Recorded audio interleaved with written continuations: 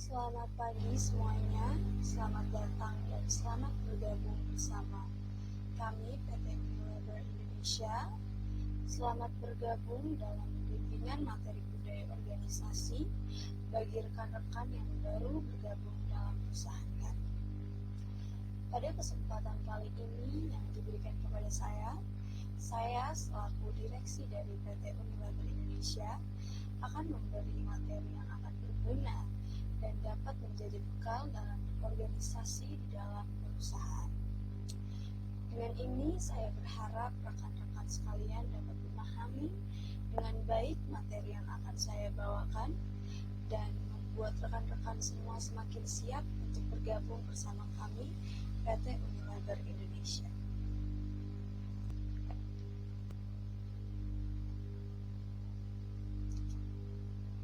Budaya organisasi. Kenapa sih budaya organisasi itu penting dalam sebuah organisasi? Tentu sangat penting ya, karena budaya organisasi itu sendiri berperan dalam membentuk karakter dari setiap anggota organisasi, menanamkan nilai yang dapat memecahkan masalah, serta dapat mengembangkan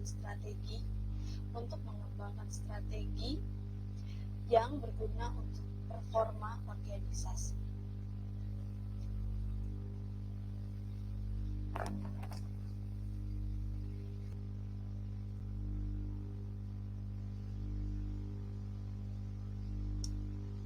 Selanjutnya, budaya organisasi. Apa sih itu budaya organisasi?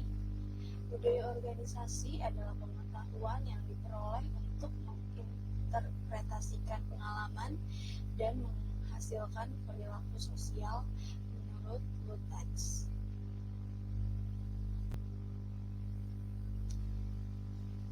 Selanjutnya, budaya organisasi menurut para ahli yang pertama ada Robbins dan Judge.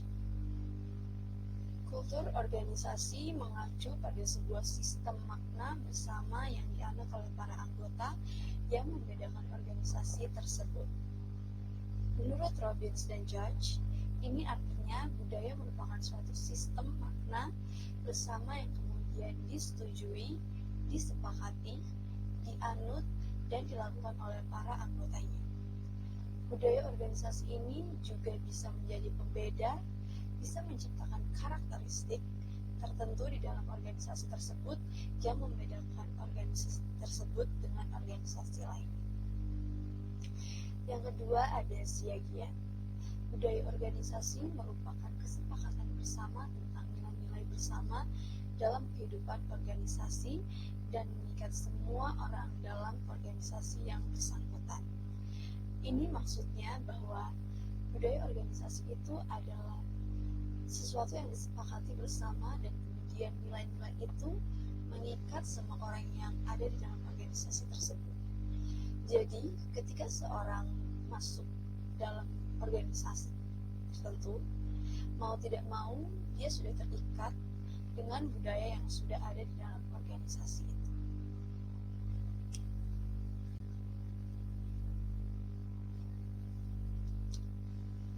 Selanjutnya, pentingnya budaya organisasi. Budaya dipelajari dan membantu manusia dalam usaha mereka berinteraksi dan berkomunikasi dengan orang lain dalam masyarakat. Ketika nilai dan kepercayaan dalam budaya berbeda, beberapa orang memiliki masalah dalam penyesuaian jika hal ini tidak diantisipasi, maka akan menjadi penyebab kegagalan usaha dalam organisasi tersebut. Contohnya adalah culture shock. Maksudnya itu disebut dengan culture shock. Contoh dari culture shock itu ketika seseorang yang memutuskan untuk bekerja sebagai awak kapal ikan. Tentu kondisi di kapal tersebut mau tidak mau harus berlayar berbulan-bulan atau bahkan bertahun-tahun. Bagaimana dalam kondisi tersebut budaya kerja dalam kapal tersebut? Tentu saja di sana orang-orangnya akan sangat bekerja keras, pekerja fisik, kemudian harus berani karena resikonya adalah meninggal, dan laut itu sangat gelap gulita dan tentu saja membutuhkan keberanian dan mental yang baik. Namun bagaimana jika seseorang belum menyiapkan mentalnya dan menghadapi kondisi tersebut? Bagaimana awak kapal bisa menerima perintah dari kapal tersebut? Kapten kapal yang keras. Coba kita bayangkan, jika mereka belum mempersiapkan mental dengan baik lalu bekerja di situ, otomatis mereka akan mengalami guncangan. Jadi, budaya organisasi ini penting bagi seseorang agar dia bisa beradaptasi dengan baik.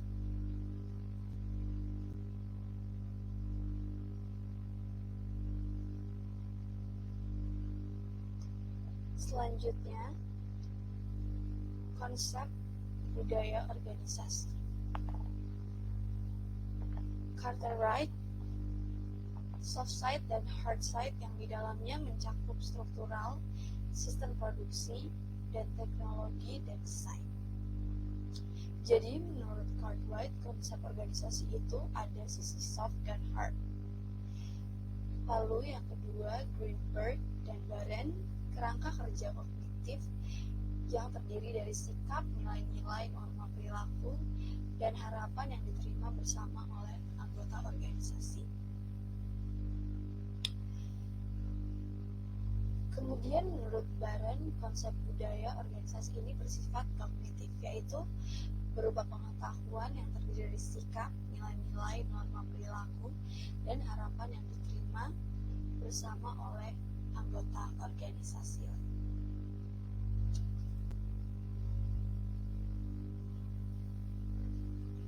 Selanjutnya, faktor pengaruh perilaku organisasi menurut Subeki dan Jauhan. Yang pertama, peningkatan kepuasan kerja. Jadi semakin bagus budaya organisasi itu diterapkan, maka peningkatan kepuasan kerja akan semakin meningkat. Yang kedua, penurunan kealpaan, artinya pengurangan izin dari karyawan. Yang ketiga, penurunan turnover. Turnover itu adalah mutasi atau pergantian karyawan. Yang keempat, peningkatan produktivitas semakin baik.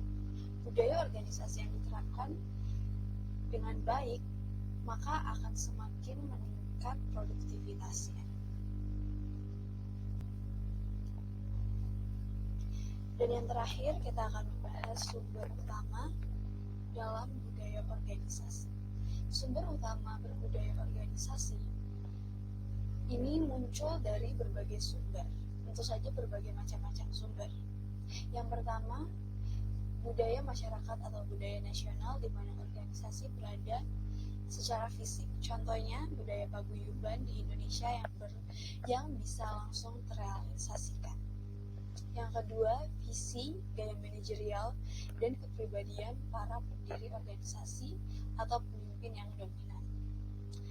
Sangat penting karena pemimpin organisasi pasti mempunyai visi, tujuan, pasti mempunyai konsep atau gaya manajerial yang berbeda, dan kepribadian yang berbeda akan mempengaruhi budaya organisasi itu.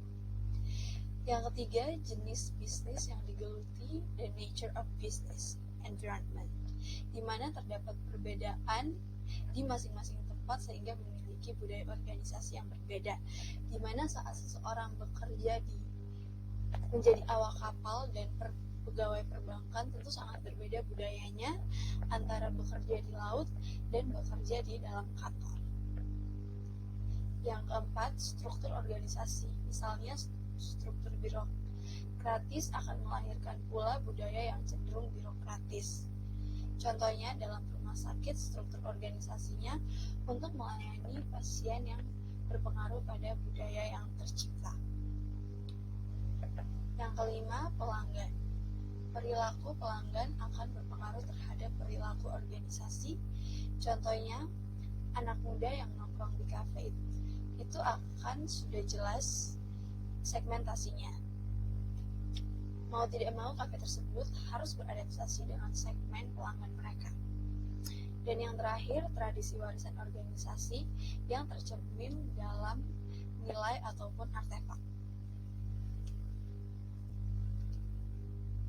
Baik, itulah beberapa penjelasan tentang budaya organisasi yang harus diperhatikan oleh rekan-rekan agar mudah dalam berorganisasi di dalam perusahaan, karena jika kita dapat beradaptasi dengan baik, tentu saja itu akan berdampak pada performa kerja kita. Dengan ini saya harap dapat membantu para rekan-rekan yang akan bergabung dengan kami.